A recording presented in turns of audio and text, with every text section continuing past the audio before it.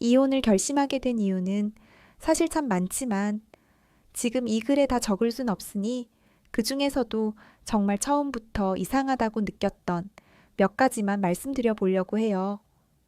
저희는 대학교 때 봉사활동하면서 만났어요. 교내에 있던 해외 봉사 동아리였고, 그때 남편은 이미 고학번이었고, 저는 이제 막 입학한 새내기였죠.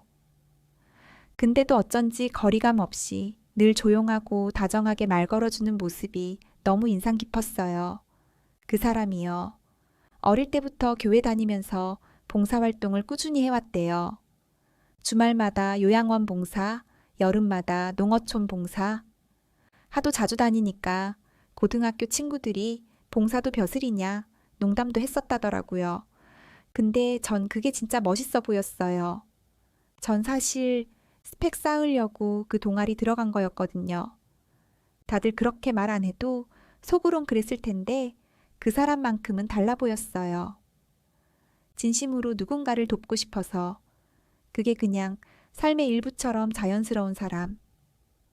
그게 너무 좋아 보였어요. 자연스레 말이 오가고 서로를 조금씩 알게 되면서 썸을 타고 결국 사귀게 되었죠. 사귄 지 몇 달 지나니 일요일마다 무조건 교회를 가야 한다는 걸 알게 됐어요. 저는 무교였지만 뭐랄까 자기 신념이 뚜렷한 모습이 나쁘게 보이진 않았어요. 주말 아침이면 늘 깨워서 예배 간다며 집을 나섰고 그래서 주말에 1박 2일 여행 한번 가보질 못했네요. 처음엔 좀 섭섭했어요. 다른 커플들은 단풍놀이도 다니고 캠핑도 가고 사진도 찍고 하던데 우린 늘 토요일 반나절만 겨우 보거나 그마저도 교회 봉사 일정에 따라 바뀌곤 했거든요. 그래도 말 한마디 없이 참고 따라다녔어요. 그게 그 사람한텐 중요하니까. 저도 나름대로 이해하고 싶었어요. 종교라는 게 그렇잖아요. 누구한테 강요받는 게 아니라 스스로 믿고 싶어서 믿는 거라 생각했어요. 문제는요, 그렇게 몇 년이 지나고 제가 20대 중반이 되었을 때였습니다. 문득 그런 생각이 들더라고요. 이 사람과의 시간도 참 오래되었고, 이젠 결혼도 하고 싶다. 내 인생에서 20대의 반 이상을 함께 해온 사람이었으니까. 그래서 용기 내서 조심스럽게 얘기했죠. 우리 이제 결혼 생각해보자고. 근데요, 그 사람이 하는 말에 저는 진짜 처음으로 멍해졌어요. 나는 같은 종교를 가진 여자랑 결혼하고 싶어. 그 말 한마디에 그동안의 추억이 하나하나 거꾸로 떨어지는 느낌이었어요. 그럼 여태 나랑 왜 사귄 거야? 연애는 결혼의 전 단계가 아닌 거야? 그렇게 물었더니 자기는 그렇게 생각하지 않는데요. 연애는 연애고 결혼은 결혼이래요. 자기는 연애하면서도 저한테 강요하고 싶지 않았고 그건 나름의 배려였다고 했어요. 하지만 결혼은 평생을 함께 해야 하니까 신념이 맞아야 한대요. 그래서 또 물었죠. 그럼 내가 기독교를 믿으면 결혼할 거야? 그랬더니 고개를 끄덕이더라고요. 같은 신념이 된다면 그건 가능하겠지. 그 말을 들었을 때 뭔가 마음 한 구석이 형용할 수 없는 모멸감으로 얼어붙는 느낌이었어요. 그럼 내가 지금까지 그 사람 곁에 있던 시간들은 결혼 대상이 아닌 연애 상대로서만의 가치였던 건가? 그렇게 저는 서서히 이 관계가 생각보다 더 무너져 있음을 알아가기 시작했습니다.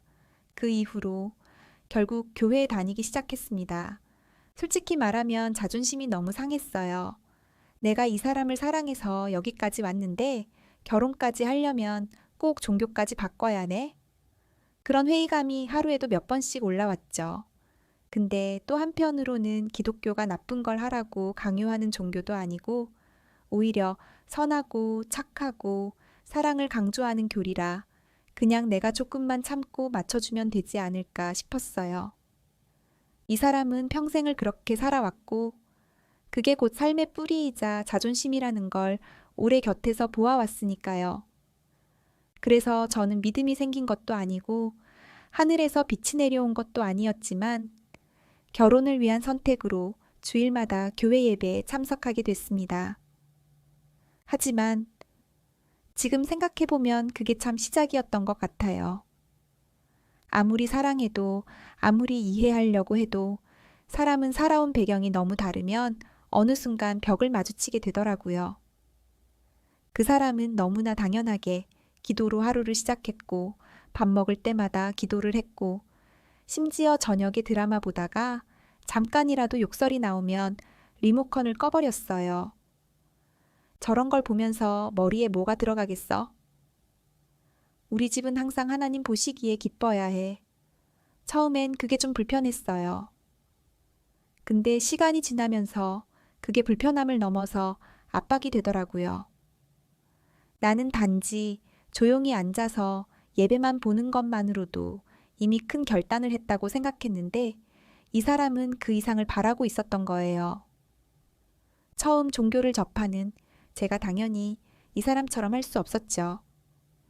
기도문 하나 외우기도 힘들고 성경 말씀은 무슨 말인지도 잘 모르겠고 그걸 표현할 때마다 그 사람은 이해한다, 괜찮다고 했지만 그 말 속에는 내가 이해하지 못한 어떤 실망감이 항상 묻어 있었습니다. 그래도 우리는 노력했고 부딪히기도 하면서 조금씩 맞춰가긴 했어요. 사랑하는 사람이니까요. 적어도 나는 그렇게 믿고 싶었고 그걸로 충분히 극복할 수 있을 거라 생각했지요. 그러다 결국 결혼을 하기로 결심했고 양가 부모님께 인사를 드리게 됐습니다.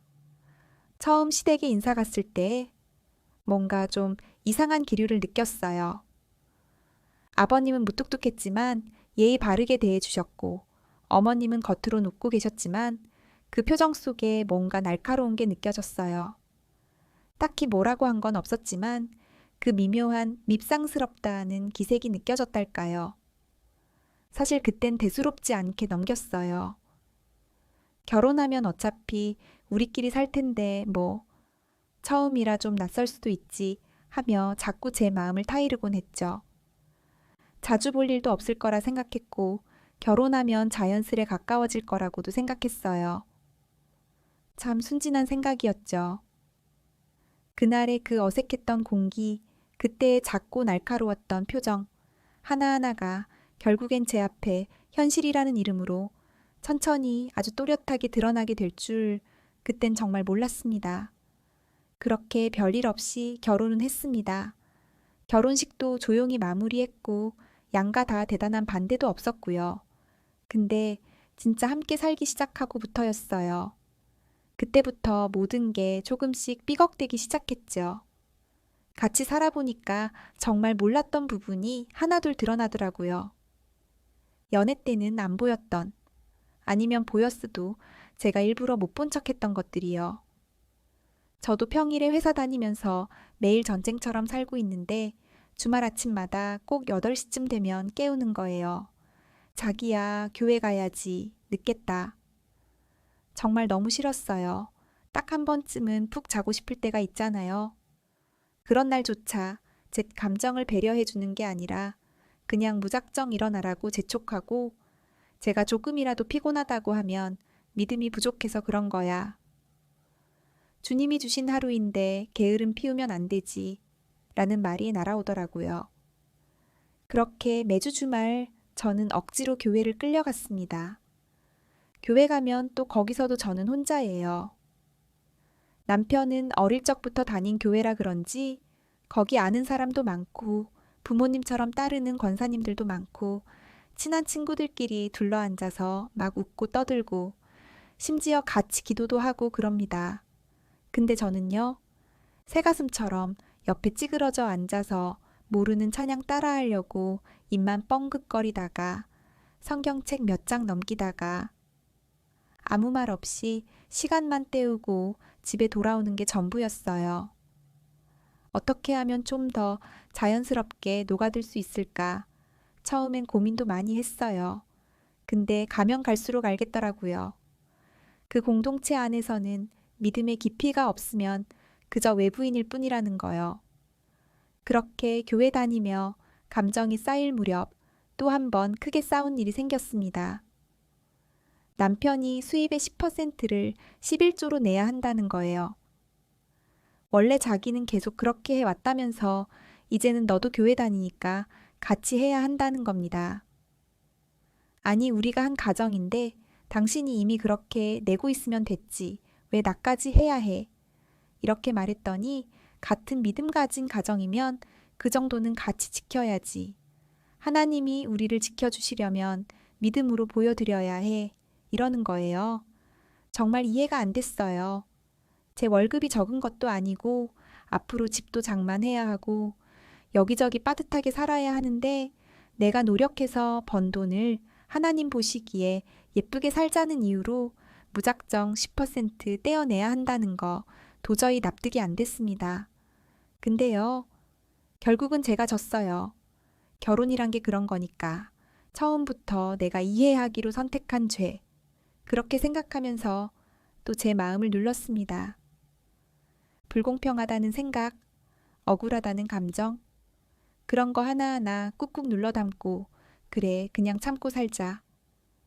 이것도 사랑하니까 가능한 거겠지. 스스로를 위로하면서 살았어요.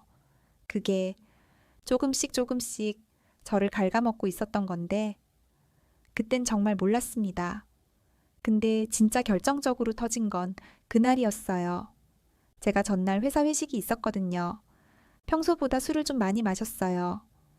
기분 좋게 마신 것도 아니고 팀장이랑 무슨 프로젝트 건으로 실랑이도 좀 있어서 스트레스 푸는 셈 치고 마신 거였죠. 다음 날 아침 속도 좀 안 좋고 머리도 지끈거리는 상태에서 겨우겨우 눈을 떴습니다. 주말이라 다행이지 출근이었으면 그냥 지각할 뻔했을 정도였어요. 부엌에서 남편이 아침을 해놓았길래 별 생각 없이 앉아서 수저를 들었죠. 근데 갑자기 남편이 자기야, 기도 안 해? 이러는 거예요. 저는 순간 말도 하기 싫어서 그냥 한 숟가락 뜨고 말았는데 갑자기 표정이 싸늘해지는 거 있죠. 하나님 앞에서 감사도 없이 그냥 밥이 넘어가냐?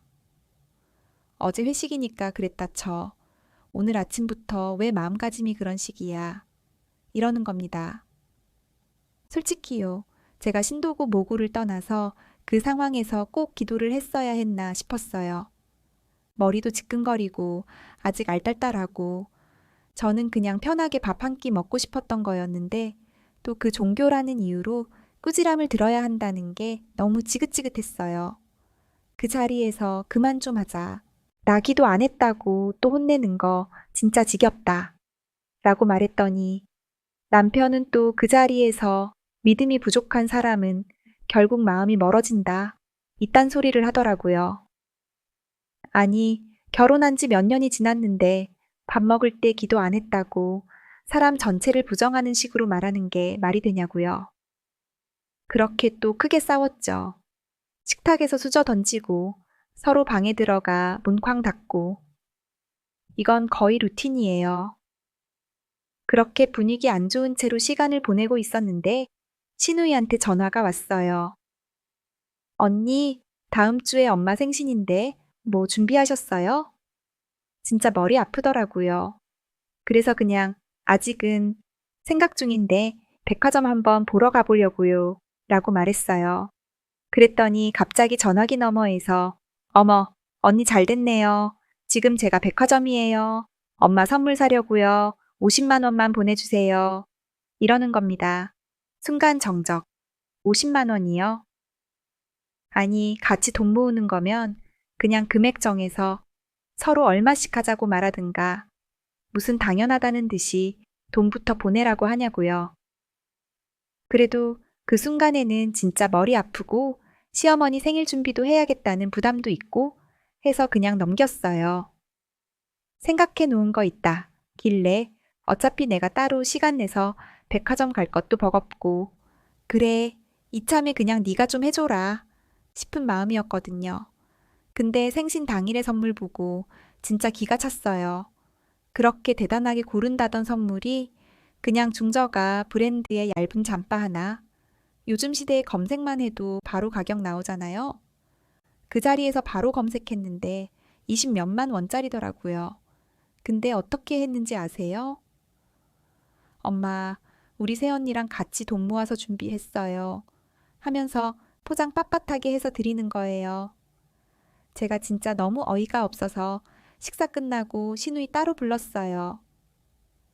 혹시 그 선물 가격이 50만 원짜리는 아니지 않아? 제 목소리가 떨리는 걸 제가 느꼈어요. 처음엔 너무 황당해서 뭐라 할 말을 잃다가 화가 치밀어 오르니까 손이 덜덜 떨리더라고요. 내가 뭘 그렇게 잘못했길래 이 집안 사람들은 나를 이렇게 당연한 지갑 취급을 하나. 그 생각이 들면서 갑자기 눈물이 핑 돌았어요. 아가씨, 선물 어떻게 된 거예요? 그때 같이 돈 모아서 좋은 거 산다더니 저 잠바는 백화점 가도 50만 원도 안 되던데요. 남은 돈은요? 제가 조심스럽게 말을 꺼냈어요.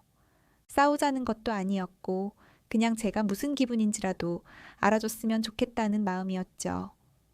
그랬더니 케이크 사고 꽃다발 사고 잠바 사고 하니까 50만 원 넘었어요.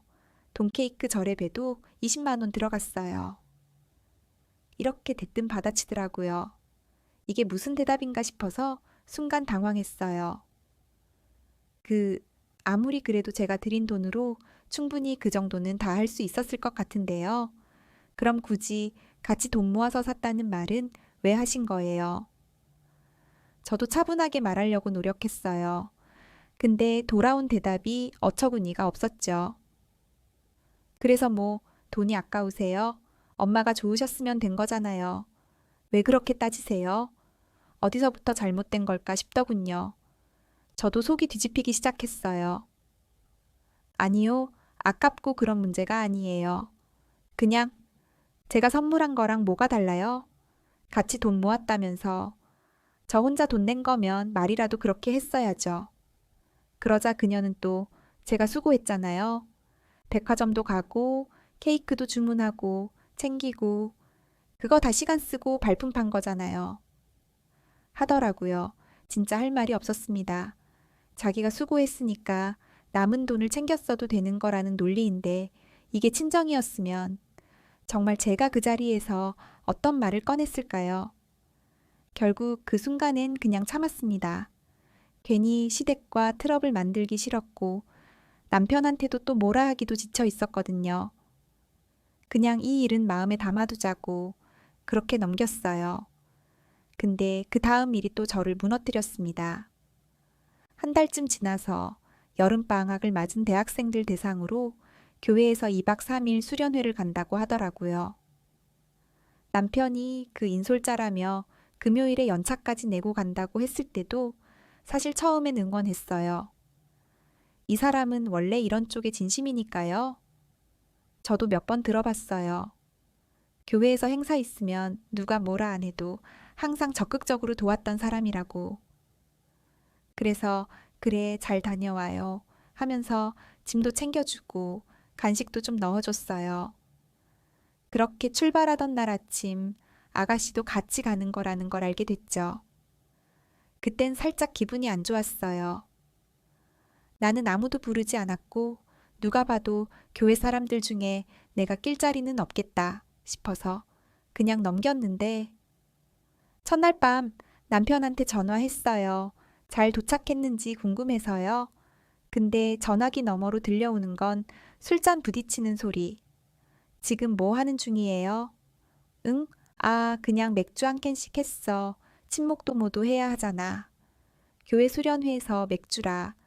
뭔가 이상했지만 나만 유난인가 싶었어요. 근데 그 옆에서 들리는 웃음소리 분명히 아가씨 목소리더라고요. 그제야 괜히 더 불쾌해졌습니다. 그래도 참았죠. 어차피 2박 3일이면 금방이니까. 근데 복귀 날 뒤풀이를 한다는 겁니다. 지치지도 않나 싶었어요. 그때 정말 참을 수가 없어서 직접 그 장소에 찾아갔습니다. 술집이었고 남편은 화장실 간다고 잠시 자리를 비웠다더라고요. 그래서 저도 화장실 쪽으로 발걸음을 옮겼어요. 근데 문 앞에서 아가씨랑 남편이 얘기 중인 걸 듣게 된 겁니다. 새언니한테 오빠 아깝다니까요. 아까 애들 그러는데 총각이었으면 진짜 대시했을 거라고. 오빠 인기 좋더라. 하하하. 진짜 우리 오빠 최고. 그 말들이 하나하나 제 가슴을 바늘처럼 찔러왔어요. 그 자리에서 그냥 문을 열어젖히고 싶었어요. 근데 전 그냥 조용히 발걸음을 돌렸어요. 무슨 말을 할 수 있었을까요? 그 집 사람들은 나를 언제나 가까운 타인으로만 여겼던 것 같았거든요. 진짜 화가 나서 못 참겠더라고요. 그냥 그대로 달려가서 따졌어요. 지금 그게 무슨 소리예요? 다 들었어요. 다. 웃기지도 않아요. 순간 분위기가 싸하게 굳었죠. 그 아가씨 눈 하나 깜짝 안 하고 그랬어요. 아, 진짜 좀 그냥 장난이잖아요. 그걸 그렇게 쌍심지켜고 그러세요. 자격지심 있으세요? 순간 머리가 하얘졌어요. 내가 왜 자격지심을 느껴야 하죠? 그런 식으로 사람을 매도하고 그걸 지가 잘난 줄 알고 당당히 떠드는 저 모습이 너무 기가 막혔어요. 모욕감에 치가 떨렸습니다. 더는 말이 안 통하겠다는 생각에 그냥 집으로 나와버렸어요. 억장이 무너진다는 게 이런 건가 싶었어요. 한 시간쯤 지나서 남편이 왔더라고요. 기분이 좀 누그러지겠지 싶었는데 아니었어요. 현관문 열고 들어오자마자 하는 말이 대체 왜 그래? 제가 그냥 별 생각 없이 한 말인데 뭘 그렇게 정색하고 그래? 또 엄마한테 다 일러 바칠 텐데 뭐 어쩌려고 그래? 그 순간 제 귀를 의심했어요. 제가 상처받은 건 안중에도 없고 자기 누이 말 한마디로 내가 잘못한 사람이 되어 있는 거예요. 도대체 이 집안은 누가 중심이고 누가 가족이고 누가 외부인인지 모르겠더라고요. 그래서 터졌습니다. 말하라 그래. 내가 뭘 잘못했어? 내가 뭘 그렇게 이상한 사람처럼 몰고 가야 돼? 그렇게 소리를 질렀어요. 이제는 분명히 느껴졌어요. 제가 이 가정에서 끼어들 틈이 없다는 걸요. 그들만의 신념, 그들만의 질서, 그들만의 세계. 저는 철저히 이방인이었어요. 결혼 전에는 전혀 몰랐어요. 이 정도로까지 벽이 클 줄은요. 신앙심이 깊은 사람이라기보단 그들은 신앙으로 서로를 묶어두고 그걸 명분 삼아 타인을 배제하는 방식으로 살아가고 있었던 거예요. 그리고 저는 그 안에서 순응이라는 단어로 제 정체성을 조금씩 잃어가고 있었던 거고요. 그래도 이혼은 아니다 싶었어요. 제가 너무 예민한가 싶기도 했고요. 그런데 그 결심도 무너뜨린 결정적인 일이 생겼습니다. 제가 임신을 하게 된 거예요. 두 줄이 뜬 그 순간 사실 혼란스러웠지만 기뻤어요. 뭔가 달라질 수 있을 것 같았어요. 그래서 시댁에 알려드렸고 축하한다며 밥을 해주신다고 해서 갔죠. 그때까지만 해도 그래, 이제는 달라질 거야. 한 생명을 품은 이상 우리도 진짜 가족이 되는 거겠지. 그런 마음이었어요. 기분 좋게 밥 다 먹고 거실에서 TV를 보고 있었어요. 마침 바빠신과 함께 봐오라는 영화가 나오고 있었어요. 그런데 그 순간 아가씨가 제 배를 힐끔 보더니 한마디 툭 내뱉었어요. 아가야, 너는 엄마 닮지 말고 믿음 충만해서 천국 가자. 순간 정말 속에서 피가 거꾸로 솟는 줄 알았습니다.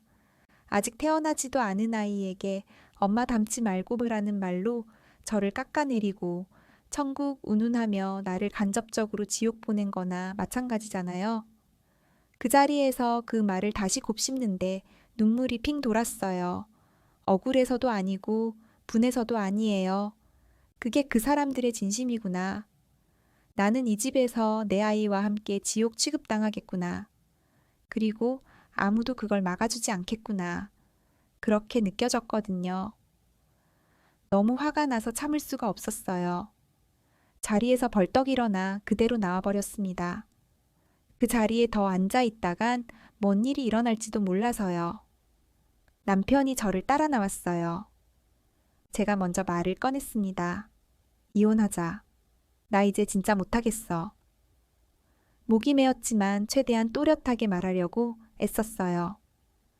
그 말에 남편이 놀란 얼굴로도 저를 바라보더군요. 제가 이어서 말했어요. 애는 어차피 계획도 없었던 애야. 지울 거야. 순간 남편 얼굴이 무너지듯 일그러졌어요. 뭐라고, 애를 어떻게 그런 말을 해. 그렇게 충격받은 얼굴을 하고 천벌받을 짓이라며 방방 뛰기 시작하더군요. 정말 얼굴이 빨개지도록 성질을 냈어요. 너 미쳤어? 어떻게 애를 지워? 사람 목숨인데 너 정말 천벌받아. 저는 조용히 차갑게 말했어요. 그래, 천벌받을게. 내가 지옥 가면 되잖아. 그러니까 너도 너희 가족도 우리 애 데리고 천국 가면 되겠네. 말을 끝내자마자 돌아섰고 그날 밤 저는 집으로 돌아와 짐을 싸기 시작했어요. 말도 안 되는 생각일지도 모르지만 그 집에선 내 아이조차 내 아이가 아닐 것 같았거든요. 저는 제 아이에게 믿음을 강요하고 싶지 않았어요. 태어나는 순간부터 믿음이 없으면 지옥 간다는 집안에서 저 아이를 지켜줄 자신이 없었고 누군가 아이의 이름으로 기도하며 믿음 없는 엄마 안 닮게 해주세요 라고 말할 거라는 생각만 해도 정말 미쳐버릴 것 같았어요. 그렇게 짐을 다 싸고 한밤중에 차를 타고 친정으로 내려갔어요. 엄마는 제 얼굴 보자마자 왜 이렇게 됐냐며 난리가 나셨고 제가 전부 다 털어놨더니 기가 차다는 듯 두 손을 벌벌 떨면서 말씀하시더라고요. 그런 미친 집안이 다 있냐? 정신이 있는 거야? 없는 거야? 엄마가 화를 내시며 펄펄 뛰시는 그 옆에서 아빠는 조용히 앉아 계시다가 하고 싶은 대로 해라. 그래야 내 인생이 다시 시작될 수 있다. 고 단호하게 말씀하시더군요. 그리고 애 엄마가 잠시 진정한 뒤 제게 조심스럽게 물었어요. 애는 정말 지우면 너 후회 안 하겠니? 그 물음 앞에서 솔직히 흔들렸어요. 내가 진짜 나쁜 사람인가? 지금 아이에게 엄마로서 너무 무책임한 건 아닌가? 그렇지만 저는 이 상황에서 애를 낳는 건 저에게도 아이에게도 죄라고 생각했어요. 그 아이는 태어나자마자 가정의 균열, 신념의 전쟁터에 끌려 들어올 거고 엄마가 된 저조차 그 아이를 지켜줄 힘도 감정도 없는 상태였으니까요. 솔직히 말하면 제가 정말 독하고 이기적인 사람이라는 거 저도 잘 알아요. 근데 저는 그 집안에서 아이 하나 때문에 묶여서 평생을 참고 꾹 참고 살아갈 자신이 없었어요. 그게 제 평생의 굴레가 될 것 같았고 그렇게 살아간다면 언젠가는 그 아이조차 원망하게 될까봐 그게 더 무서웠어요. 그리고 만약에 이혼을 하고 제가 혼자서 그 아이를 키운다고 해도 아빠 없는 아이라는 굴레를 짊어지게 하는 건 또 다른 모순이라는 생각도 들었어요. 이기적이지만 전 그렇게는 살고 싶지 않았어요. 저는 항상 행복하게 해줄 수 있을 때 아이를 낳고 키워야 한다고 믿었어요. 그래서 애초에 아이 갖는 것도 미뤄왔던 거고요. 지금 이 상황은 저도 제 자신을 사랑하지 못하는데 어떻게 아이를 책임질 수 있겠어요. 사랑으로 낳지 못할 아이는 애초에 낳지 말아야 한다고 생각했어요. 남편한테서 전화가 오기 시작했어요. 처음엔 무시했어요. 받지도 않았고 문자도 읽지 않았어요. 그런데 어느 날 집 앞에 찾아왔더라고요. 아무 말도 없이 초인종만 누르다 조용히 돌아갔던 날도 있었고 한밤중에 전화를 수십 통이나 걸어온 날도 있었어요. 그 사람도 답답했겠죠. 근데 저는 대답할 마음이 안 생기더라고요. 그렇다고 그 사람이 미워서라기보다는 이미 돌이킬 수 없는 강을 건넌 느낌이었어요. 그렇게 한동안 피하다가 결국 한 번은 만났어요. 아이 얘기를 전해야겠다 싶어서요. 어떻게든 이 사실만은 내 입으로 직접 말해야겠다고 생각했거든요. 그래서 조용한 카페에서 만났어요. 서로 눈도 제대로 못 마주치고 앉았어요. 그날따라 날씨는 참 맑고 사람들도 많고 세상은 너무 평화로운데 제 안은 아무것도 없더라고요. 텅 비었어요. 아이, 잘 안 됐어. 겨우 그 한마디를 꺼냈어요. 그 말에 남편은 멍하니 저를 쳐다봤어요. 그러다가 그걸 왜 너 맘대로 결정해? 어떻게 너 혼자 그런 결정을 해? 너 이거 고소감이야. 진짜로. 너 지금 무슨 짓을 한 건지 알아? 혼자서 버럭버럭 소리 지르기 시작했어요. 근데 이상하게도 저는 아무 감정이 없었어요. 놀랍게도 화도 안 났고 억울하지도 않았어요. 그냥 저 혼자만의 선택이고 내 몸, 내 결정이라는 거에 확신이 있었거든요. 그래서 조용히 말했어요. 그래, 마음대로 해. 고소든 뭐든 해봐. 어차피 너랑은 이제 끝이야. 서류 내가 준비할 테니까 이혼하자. 그 사람이 저를 어이없다는 듯 쳐다봤어요. 계속 뭐라고 말했지만 귀에 하나도 안 들어왔어요. 오히려 내가 어떻게 이 사람과 여태 살았지 그런 생각이 들었어요. 그리고 며칠 뒤 아가씨가 집에서 완전히 대역죄인이 됐다는 소식을 들었어요. 시어머니가 붙잡고 막말도 하고 입을 왜 그렇게 놀려서 다 망치냐. 그냥 입 다물고 있었으면 됐잖아. 하면서 소리 지르셨대요. 남편도 지금 그 아가씨랑 완전히 틀어졌다고 하네요. 얼굴도 보기 싫다면서 시댁에도 안 간다고 했대요. 오늘도 남편한테서 문자가 왔어요. 정말 미안하다. 나 이제 정말 잘할게. 제발 다시 생각해줘. 그런 문장이었어요. 근데 이상하게도 마음이 1도 움직이지 않더라고요. 정말 끝났다는 걸 제가 먼저 인정한 거였어요. 예전이라면 그 말 한마디에 흔들렸을지도 몰라요.